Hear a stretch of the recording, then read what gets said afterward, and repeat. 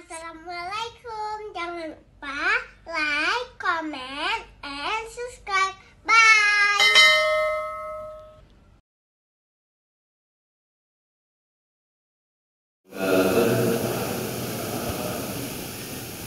Bismillahirrahmanirrahim. Wassalatu wassalamu ala Rasulillah wa ala alihi wa sahbihi wa mawala. Puji syukur kita persembahkan kepada Allah Subhanahu wa taala dengan limpahan rahmat, nikmat, taufik dan hidayah Allah sehingga kita pada subuh yang mulia ini Allah telah menghadirkan kita di rumah di Masjid Nurul Huda Kampung Hujan, Kecamatan Bendaraya, Kota Banda Aceh, dalam rangka kita salat subuh secara berjamaah bersama dengan jamaah sulit di daerah Banda Aceh.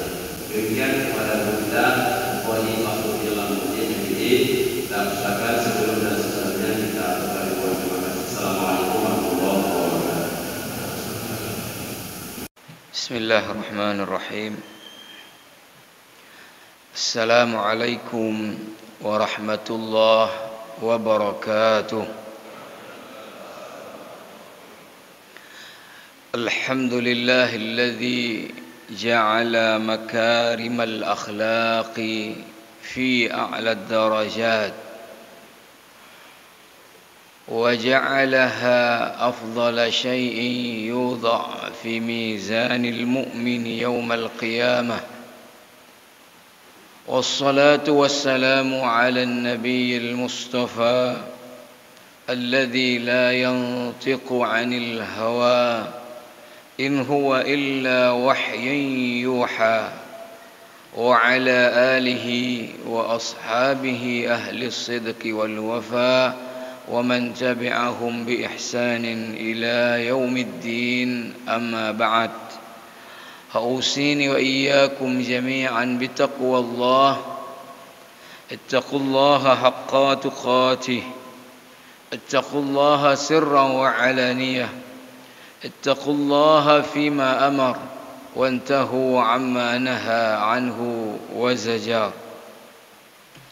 Hadirin hadirat sidang jamaah salat subuh yang dimuliakan Allah, alhamdulillah atas nikmat, rahmat, karunia Allah, taufik dan hidayahnya, kita baru saja selesai melaksanakan salat subuh kita dengan kita berusaha meraih keutamaan yang ada padanya. Di antaranya keutamaan salat-salat fardu kita kerjakan di awal waktu berbanding bukan awal waktu. Bagi kita yang laki-laki, salat-salat fardu kita kerjakan berjamaah daripada kita salat sendiri-sendiri. Bagi kita yang laki-laki, salat-salat fardu kita kerjakan berjamaah di masjid daripada jamaah di tempat-tempat yang lain. Alhamdulillah, selepas salat kita masih ada waktu, kesempatan untuk kita meraih keutamaan selanjutnya, di antaranya iktikaf di rumah Allah, dan kemudian juga menggunakan waktu untuk kita saling mengingatkan, wa tawasau bil haqqi wa tawasau bis sabar. Mudah-mudahan kita menjadi orang-orang yang mendengarkan nasihat Allah dan Rasulnya dan mengamalkannya dalam kehidupan kita sehari-hari. Para jamaah yang mulia, seperti yang sudah disampaikan tadi, ya, bahwa kalau sampai jam 6 nanti ada kuih, kurang dari jam 6 mungkin tidak ada kuih. Itu artinya bahwa ceramah saya jangan sampai kurang dari jam 6. Mesti lebih sedikit jam 6. Kalau tidak, kita nanti tidak dapat. Kuihnya bukan kitanya yang sayang, masjidnya yang sudah menyediakan, jamaahnya sudah pulang. Para jamaah yang mulia, tadi imam baik rakaat yang pertama maupun rakaat yang kedua membacakan ayat-ayat yang terkait dengan Nabi Muhammad sallallahu alaihi wasallam. Di rakaat yang kedua adalah tentang Nabi Muhammad adalah sebagai suri tauladan bagi kita semuanya. Para jamaah yang mulia, di antara misi utama Allah Subhanahu wa taala mengangkat Muhammad sallallahu alaihi wasallam menjadi utusannya di usianya yang ke-40. Dan ini saya baca di berbagai kitab, tidak ada khilaf di antara para ulama dan ahli sejarah bahwa Nabi sallallahu alaihi wasallam diangkat menjadi utusan Allah di usianya yang ke-40. Maka salah satu misi utamanya adalah misi memperbaiki akhlak manusia menuju kepada akhlak yang mulia. Itu beliau tegaskan sendiri di dalam hadisnya diriwayatkan oleh Imam Malik dalam kitab Muwatta, innama bu'ithu liutammima makarimal akhlaq. Kata innama di sinilah ya, menjadi kata yang bermakna taukid dan bermakna juga untuk pembatasan atau pengkhususan. Ya, sungguh aku diutus, khusus tugas utamaku adalah memperbaiki akhlak manusia ini kepada akhlak yang mulia. Kalau kita membaca kitab-kitab sirah nabawiyah tentang sejarah Nabi sallallahu alaihi wasallam, terutama di pembahasan tentang masyarakat Arab pra-Islam, al-Arab qubail al-Islam, maka di antara perilaku buruk yang paling menonjol dari masyarakat Arab pra-Islam adalah judi, maisir, khamar, kemudian juga zina, prostitusi bahasa sekarang, kemudian riba, kemudian perkelahian antara suku dan kabilah. Ini di antara perilaku yang paling menonjol dari perilaku buruk masyarakat Arab pra-Islam atau qubail al-Islam di dalam bahasa Arabnya. Para jamaah rahimakumullah,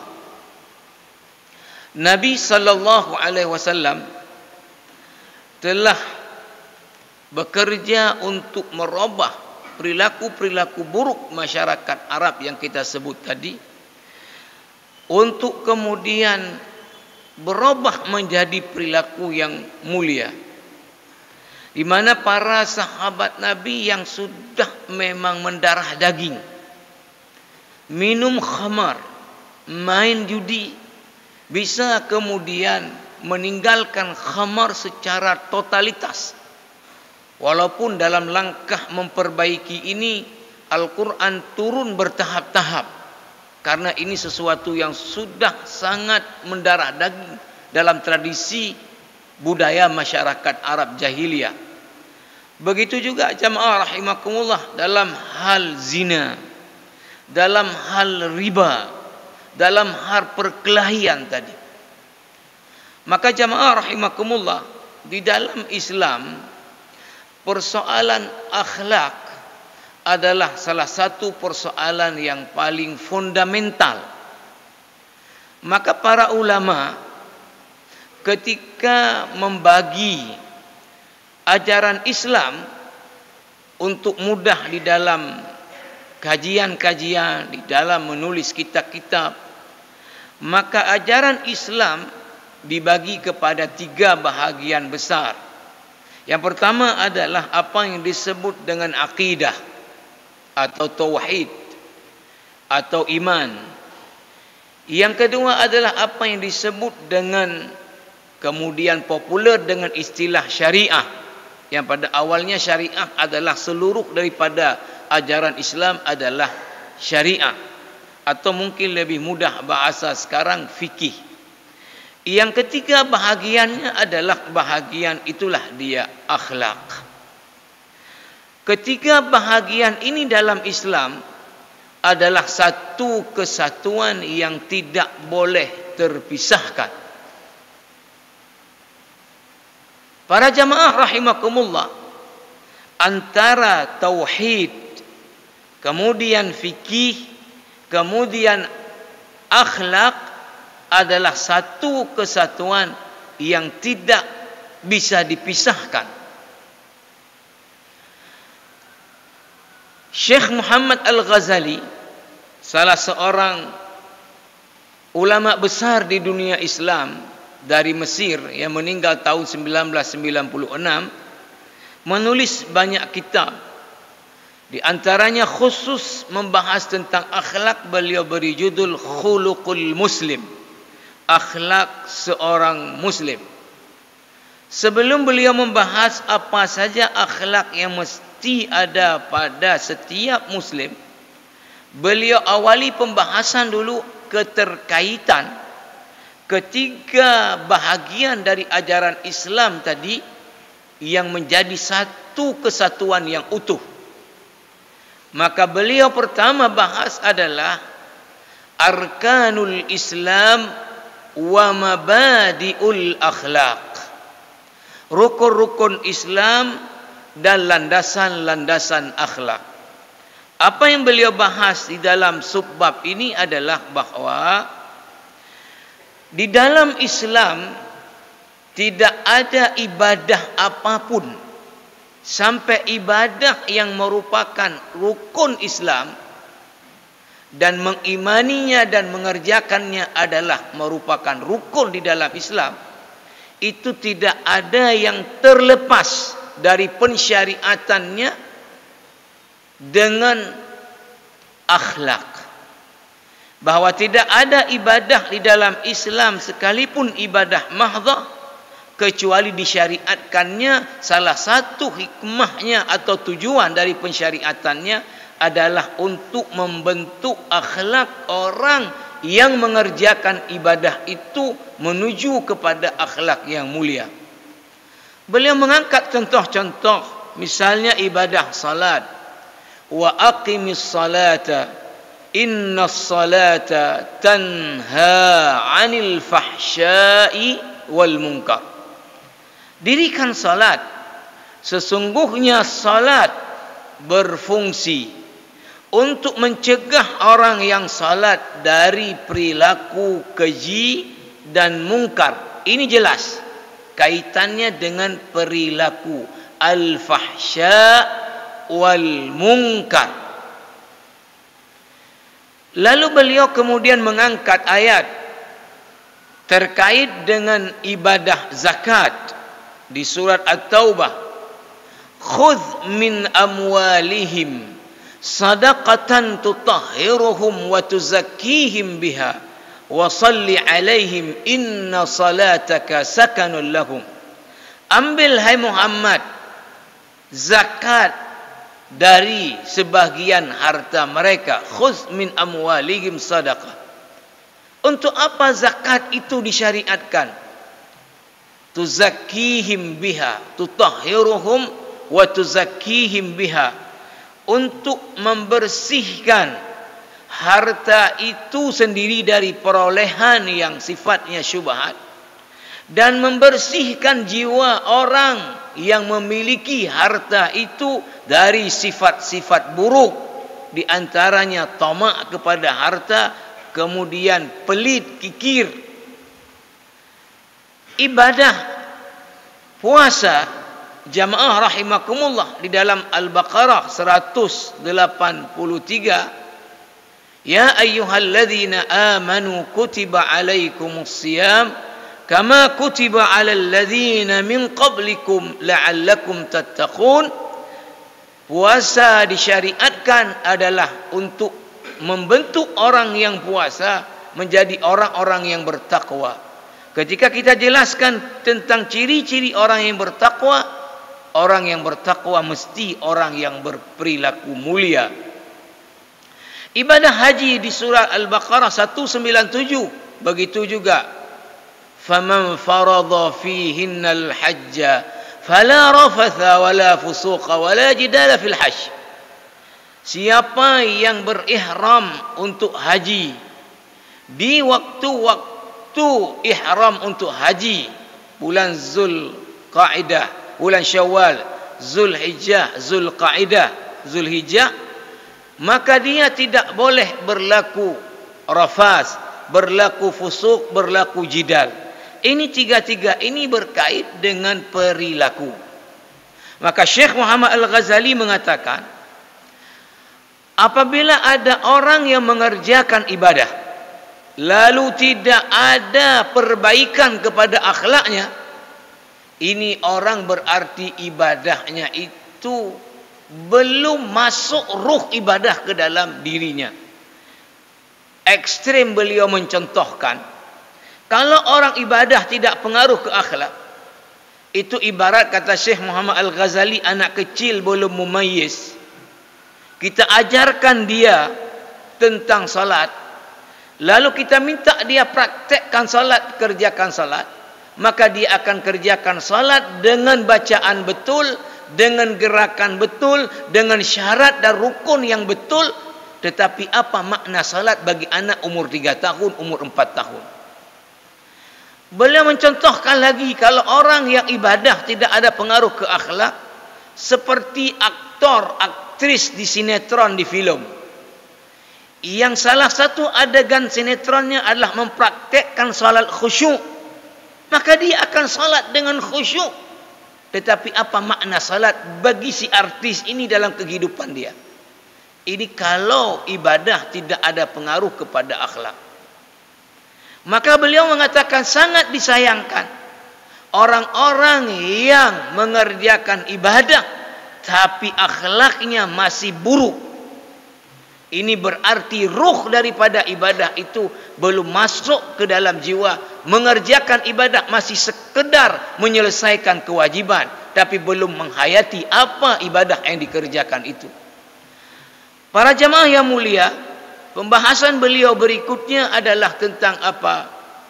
Tentang dhu'ful khuluqi dalilun ala dhu'fil iman.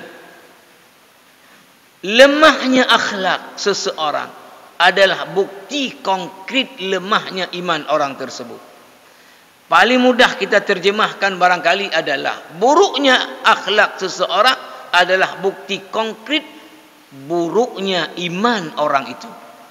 Dan ini final, tidak bisa dibantah. Siapapun yang akhlaknya belum bagus, maka otomatis imannya itu belum bagus. Dan ini final. Maka kalau kita mau lihat iman kita sudah bagus atau belum bagus, salah satu alat ukurnya, salah satu saya katakan, karena orang yang baik akhlak tidak solat, ya juga belum bagus imannya. Baik akhlak tidak puasa, belum bagus imannya. Tapi salah satu alat ukur barometer akhlak kita atau iman kita sudah bagus atau tidak bagus adalah pada akhlak. Selama akhlak kita belum bagus, final. Selama itu iman kita belum bagus. Sekalipun kita adalah ahlul ibadah, kalau akhlak belum bagus, iman kita belum bagus. Karena apa? Karena Rasulullah menjelaskan keterkaitan ini yang begitu tegas. Misalnya hadis Sahih Bukhari. Hadis Sahih Bukhari, imam kita ya, tentu dinamakan untuk itu memang tafaul ya, kepada Al-Imam Al-Bukhari supaya menjadi orang yang alim seperti Al-Imam Al-Bukhari. Al-Imam Al-Bukhari dalam hadisnya itu Rasulullah pernah bersumpah sampai 3 kali beliau mengulang-ulang. Sumpah dalam bahasa Arab apa fungsinya? Itu adalah untuk mentaukid khabar. Di dalam Al-Quran, karena banyak Allah bersumpah, sehingga dalam kajian ulumul Quran salah satu bab yang dikaji adalah apa? Aqsamul Quran. Sumpah-sumpah dalam Al-Quran. Ketika sebuah berita disampaikan, lalu kemudian orang yang mendengar berita dia tidak yakin dengan kebenaran berita, kayak mana supaya keraguan-raguan dia hilang, penolakan dia terhadap kebenaran berita hilang? Maka salah satunya adalah dengan kita bersumpah, memperkuat berita. Nabi SAW kalau menyampaikan sesuatu tidak perlu bersumpah, sudah harus kita imani. Nabi SAW kalau bersumpah juga untuk memperkuat satu khabar, cukuplah sekali. Tapi ini 3 kali Nabi mengatakan wallahi la yu'min. Demi Allah tidak. Kita tidak terjemahkan la ini tidak sama sekali, bukan. Tapi ini maknanya adalah nafiyul kamal. Demi Allah tidak sempurna iman. Atau bahasa lainnya lebih tepat mungkin juga ya. Demi Allah tidak baik iman. Ini diulang 3 kali. Demi Allah tidak baik iman. Demi Allah tidak baik iman. Para sahabat terkejut. Kenapa? Karena Nabi 3 kali sampai bersumpah. Yang tadi tidak usah bersumpah saja mesti kita imani. Bersumpah sekali sudah cukup kuat. Kenapa diulang 3 kali? Maka sahabat ada yang bertanya, qalu man ya Rasulullah? Siapa Rasulullah? Orang yang engkau 3 kali bersumpah la yu'min, tidak baik imannya. Ketika dijawab oleh Rasulullah adalah man la ya'manu jaruhu bawa'iqahu, orang yang tetangganya itu tidak aman karena kejahatan dia. Ini orang yang Rasulullah bersumpah 3 kali tidak baik imannya. Kalau keberadaan kita, tetangga kita tidak nyaman. Kemudian dalam hadis riwayat Imam At-Tabrani, yang enaknya kita baca kitab Syekh Muhammad Al-Ghazali, di muqaddimahnya beliau mengatakan, saya tidak memasukkan dalam kitab ini kecuali hadis minimal dengan derajat adalah hasan li ghairihi, yang dhaifnya sudah beliau tidak masukkan. Walaupun riwayat At-Tabrani derajatnya adalah sudah hadis yang boleh kita berhujjah, karena paling rendah adalah hasan li ghairihi. Rasulullah sallallahu alaihi wasallam pernah ditanya, ayyul mu'minina akmalu imanan? Rasulullah, mana orang mukmin yang paling sempurna imannya?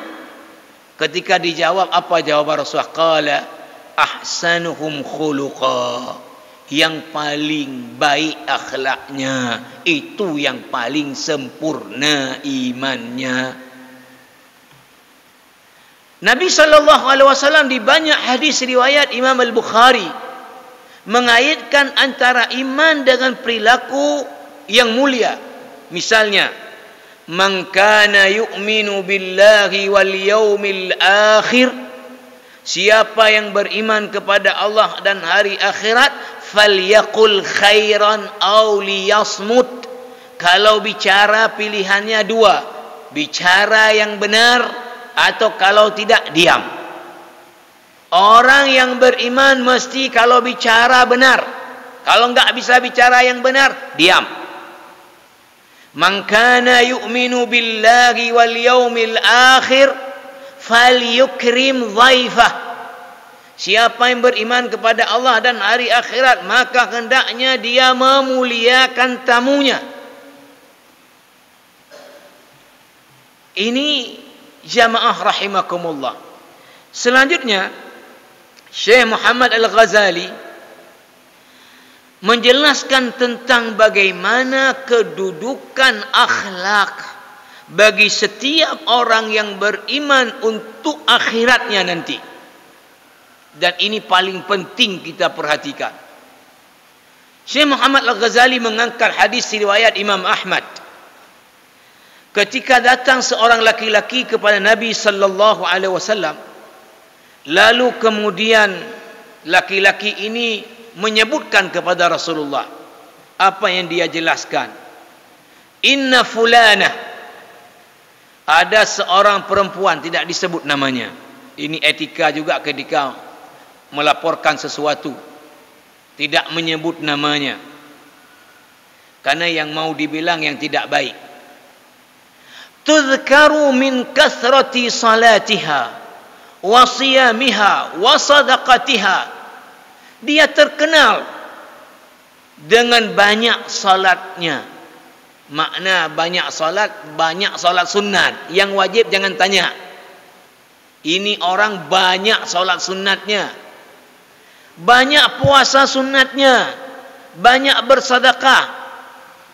Artinya ini orang ahlul ibadah. Tapi masalahnya apa? Ghaira annaha tu'zi jiranaha bilisaniha. Tapi dia menyakiti tetangganya dengan lisannya. Rasulullah mendengar pernyataan laki-laki ini mengatakan apa? Qala hiya finnar. Orang macam ini nanti di neraka. Ahlul ibadah tapi tidak jaga akhlak, tempatnya di neraka. Si laki-laki ini lanjut cerita dia, kebalikannya, inna fulanah, ada perempuan lain lagi. Tuzkaru min qillati salatiha. Dia terkenal tidak banyak salat sunatnya. Yang wajib-wajib aja, yang sunat tidak banyak. Min qillati siyamiha, sedikit puasa sunatnya, sedekahnya yang kecil-kecil. Ghaira annaha la tu'zi jiranaha bilisaniha, tapi tidak menyakiti tetangganya dengan lisannya. Mendengar ini apa kata Rasulullah? Hiya fil jannah. Orang macam ini nanti di surga. Orang macam ini nanti tempatnya adalah di surga.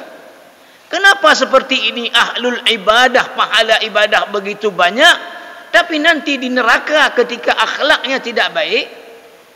Dalam hadis sahih Muslim diangkat Syekh Muhammad Al-Ghazali, Rasulullah pernah bertanya kepada para sahabatnya, atadruna manil muflis? Kalian tahu siapa itu orang yang bangkrut? Kalau kita lihat ya, nama bahasa Arab siyaqul kalam, dari segi redaksi kalimat ya. Apa jawaban para sahabat waktu itu? Ada yang mengira pertanyaan terkait dengan ekonomi. Maka ada yang coba jawab, qalu man la dirhama wala mata'a. Yang bangkrut Rasulullah kan yang tak ada duit, yang tak ada aset. Rasulullah mengatakan, qala la, bukan itu yang saya mau. Lalu beliau jelaskan, al-muflisu min ummati. Yang bangkrut dari umatku adalah mayati yaumal qiyamah, yang datang hari akhirat nanti bisolatin, bawa pahala solat, wasaumin, bawa pahala puasa, wa zakatin, bawa pahala zakat, wa hajjin, bawa pahala haji. Ini yang disebut hadis. Tinggal kita tambah saja, bawa pahala umrah, bawa pahala ibadah lain. Wa ya'ti wa qad syatama hadha wa daraba hadha wa akhala madha hadha wa qadhafa hadha wa qatala hadha. Tapi datang bawa dosa-dosa perilaku. Di antara yang disebut hadis apa? Syatama hadha, maki-maki si ini. Nah, ini berapa sering kita kadang-kadang maki-maki orang lain. Bahkan mohon maaf, sampai ulama pun dapat mimbar maki-maki orang lain. Bahkan kita tidak cukup maki-maki orang, ya, apa namanya ini, pakai lagi sekarang media sosial, maki-maki orang, kirim, share. Syatama hadza, maki-maki si ini. Akhadha mala hadza, ambil harta si ini, ambil hak orang lain. Ya, ini orang-orang korupsi kan, ambil punya hak orang. Wa daraba hadza, pernah pukul si ini. Wa qadhafa hadza, pernah nuduh si ini berzina. Atau sekarang juga adalah apa? Memfitnah orang lain untuk memburuk-burukkan orang lain. Ini dengan media sosial juga luar biasa. Padahal dalam Al-Ahzab, ini saya pikir paling penting ini dipahami oleh umat Islam. Di Al-Ahzab ayat 5-8 Allah mengatakan, walladzina yu'dzuna al-mu'minina wal-mu'minati bighairi maktasabu faqad ihtamalu buhtanan wa ithman mubina. Orang-orang yang menyakiti mukmin mukminah lain bighairi maktasabu, yang mereka tidak buat seperti itu. Ini kita akan sering kemudian, terutama kalau ada pemilu kada. Ya. Antara calon wali kota, calon bupati, kemudian kayak mana biar buruk orang, kemudian kita rekayasa si ini, kita fitnah orang. Siapa yang menyakiti orang lain yang dia tidak ada seperti itu, faqad ihtamalu buhtanan, ini kebohongan, wa itsman mubina, ini dosa nyata. Kalau Quraisy dalam tafsir, saya cek beberapa tafsir, memang yang lain mengatakan mubina maknanya nyata, tapi Quraisy mengatakan ini dosa besar. Merekayasa untuk memburukkan orang lain, kita share ke media sosial. Ini kebohongan, ini dosa besar. Tapi berapa sering kita juga buat macam itu, untuk kepentingan-kepentingan tertentu, memburuk-burukkan orang lain, yang orang lain tidak ada seperti itu. Nah, ini nanti jamaah rahimakumullah, apa? Fayu'ta hadza min hasanatihi wa hadza min hasanatihi, maka pahala ibadah salatnya dikasih kepada si A yang dia zalimi tadi secara akhlak, pahala puasa dikasih ke si B, pahala zakat dikasih ke si C, hatta idza faniyat hasanatuhu qabla an yaqdiya ma alaihi, sehingga kalau sudah habis pahala-pahala ibadah, belum cukup tutup hutang akhlak, diambil dosa-dosa orang yang dia zalimi, ditimpakan atas dia lagi. Ujung hadis, summa turiha finnar, orang ini dilempar ke neraka. Hadis sahih Muslim. Maka kita tidak heran ketika Nabi SAW dalam riwayat Imam At-Tabrani mengatakan apa? Innal abda, al-abda dalam bentuk ma'rifah, bukan nakirah, artinya tertentu. Siapa dia? Adalah seorang hamba yang beriman. Dari mana kita pahami ini? Karena orang yang non-muslim, kayak mana baik di dunia ini dia akhlaknya dan membantu orang, enggak ada pahala akhirat. Ini final, ijma' para ulama. Karena ayatnya, wa man yabtaghi ghairal islami dina falan yuqbala minhu wa huwa fil akhirati minal khasirin. Berarti hamba yang disebut di hadis ini adalah orang yang beriman. Innal abda la yablughu bihusni khuluqihi a'la darajatil akhirah wa syarafal manazil wa innahu la dha'iful ibadah. Seorang hamba yang beriman bisa dapat derajat yang tinggi dari surga dengan akhlaknya yang mulia, walaupun ibadah sunnatnya itu terbatas. Wa innahu la dha'iful ibadah. Lanjutan hadis adalah kebalikannya, wa innahu la yablughu bi su'i khuluqihi asfala darajatin fi jahannam. Seorang yang beriman bisa dapat derajat paling rendah dari neraka jahanam karena perilakunya yang buruk. Maka jamaah rahimakumullah, bagi kita tidak cukup kita perhatikan iman kita, ibadah kita dengan mengabaikan akhlak kita. Tapi kalau kita lihat dalam kenyataan, ya, ini harus kemudian menjadi autokritik bagi kita. Ya, Syekh Muhammad Al-Ghazali sebagai contoh menempatkan di urutan pertama akhlak yang mesti ada pada setiap muslim apa? As-sidqu, kejujuran. Sekarang kalau kita ya menggunakan indikator ini untuk kemudian melihat, coba kita ketik di HP kita yang ada akses ke Google, ya. Kita ketik negeri-negeri paling jujur di dunia. Apa yang keluar? 10 besarnya tidak ada satupun negara yang masyarakatnya mayoritas muslim. Artinya apa? Di mana kita dengan akhlak? Maka jangan heran kita ketika diteliti. Ya, saya belum baca, saya baru baca di media. Salah seorang ya staf ahli Menteri Agama, namanya Dr. Mahmud Saltut, dosen UI. S1-nya hukum di UNER, S2, S3-nya di Sorbonne di Prancis.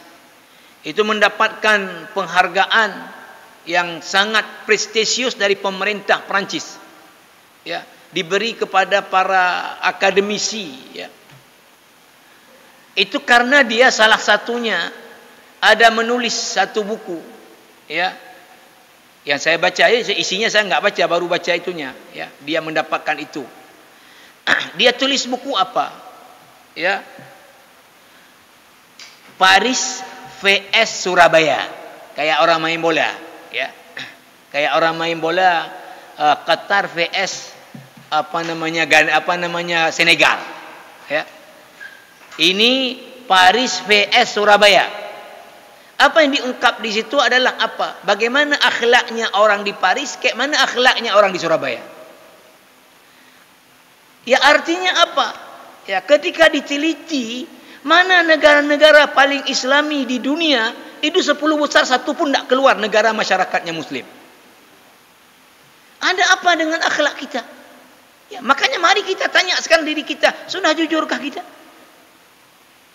Nomor kedua yang ditempatkan oleh Imam Syekh Muhammad Al-Ghazali apa? Al-amanah. Sudahkah kita ini dalam hidup menjadi orang yang amanah? Sudahkah kita ketika janji tepati janji? Sudahkah kita kalau berhutang kena membayar hutang? Atau justru masyarakat kita setelah hutang habis itu sudah lewat? Nah, ini kenyataan-kenyataan yang ada jamaah rahimakumullah. Ya, maka kadang-kadang kalau bicara akhlak seolah-olah ini bicara hal yang biasa. Karena sejak dari SD orang belajar akhlak, SMP belajar akhlak. Tapi kalau kita lihat kepada akhlak masyarakat kita, ya diri kita sendiri, ini sesuatu yang perlu perhatian serius. Kalau tidak mau jadi orang bangkrut di akhirat nantinya. Terakhir, kalau kita lihat penjelasan Allah, ya, tentang siapa nanti yang akan menempati surga paling tinggi derajatnya, di dalam hadis Sahih Bukhari, Sahih Muslim, Rasulullah berpesan kepada kita, "Idza sa'altumullahal jannata." Kalau kalian minta surga sama Allah, fas'aluhul firdausa, minta surga firdaus, fa innahu a'lal jannah, karena itu surga paling tinggi. Siapa yang akan menempati surga paling tinggi ini dan kekal di dalamnya? Di surah Al-Mu'minun Allah jelaskan dari ayat 1 sampai dengan ayat 11. Qad aflahal mu'minun. Di ayat 10-nya ulaika humul warithun. Merekalah yang akan mewarisi. Mewarisi apa? Yarithunal firdausa hum fiha khalidun. Apa ciri-cirinya? Adalah orang yang menggabungkan tadi antara iman, ibadah dan akhlak. Coba lihat Allah sebut yang pertama apa cirinya? Alladzina hum fi salatihim khashi'un. Ibadah. Yang selanjutnya apa Allah sebutkan? Kemudian jamaah rahimakumullah, walladzina hum 'anil lagwi mu'ridun. Terkait dengan akhlak. Orang-orang yang berpaling dari hal-hal yang tidak bermanfaat dan sia-sia. Disebutkan lagi kemudian apa? Walladzina hum lizzakati fa'ilun. Ini terkait dengan ibadah. Disebutkan lagi kemudian walladzina hum li furujihim hafizun. Ini terkait dengan akhlak. Walladzina hum li amanatihim wa ahdihim ra'un. Terkait dengan akhlak. Disebut kemudian yang terakhir walladzina hum ala salawatihim yuhafizun, terkait dengan ibadah. Jadi yang dijanjikan surga paling tinggi adalah bukan orang yang ibadahnya luar biasa tapi akhlaknya dia abaikan, tapi orang yang ibadahnya bagus, akhlaknya juga dalam kehidupan sehari-hari adalah bagus. Mudah-mudahan kita menjadi orang yang selalu memperhatikan akhlak kita untuk kita perbaiki menuju kepada akhlak yang mulia. Subhanakallah bihamdika asyhadu an la ilaha illa anta astaghfiruka wa atubu ilaik. Wassalamualaikum warahmatullahi wabarakatuh.